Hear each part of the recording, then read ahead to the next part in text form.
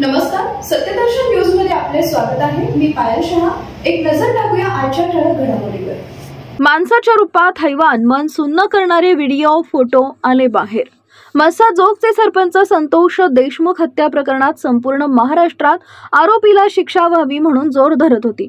अनेक राजकीय पदाधिकारी, कार्यकर्ते, समाजसेवक, सामाजिक कार्यकर्ते यांनी मत मांडत आपल्या प्रतिक्रिया दिल्या होत्या। संतोष देशमुख यांची हत्या कशी झाली याचं वर्णन आतापर्यंत सांगितलं जात होतं। ते वर्णन ऐकून मन सुन्न होत होते, अंगावर काटाही येत होता। पण आता त्यांच्या हत्येच्या वेळेचे फोटो समोर आले। ते फोटो पाहिल्यानंतर अक्षरशः अंगाचा थरकाप उडाल्याशिवाय राहत नाही। सीआयडीने जे चार्जशीट दाखल केले त्यामध्ये या फोटोंचा समावेश करण्यात आला आहे। ज्यावेळी हत्या करण्यात येत होती त्यावेळेस त्यांचे व्हिडिओ काढले गेले। ते व्हिडिओ सीआयडीच्या हाती लागले। या व्हिडिओचे स्क्रीनशॉट घेऊन फोटोंचा चार्जशीटमध्ये समावेश करण्यात आलाय।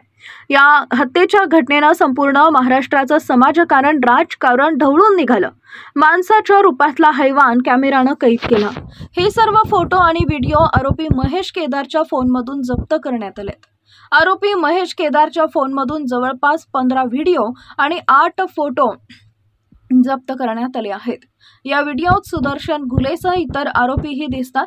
संतोष देशमुखांना लोखंडी रॉडनं मारहाण केली, कपडे काढून संतोष देशमुखांना जीव जाईपर्यंत मारले, त्यांचा व्हिडिओ काढला आणि आनंद साजरा केल्याचं फोटोमधून दिसून येत आहे।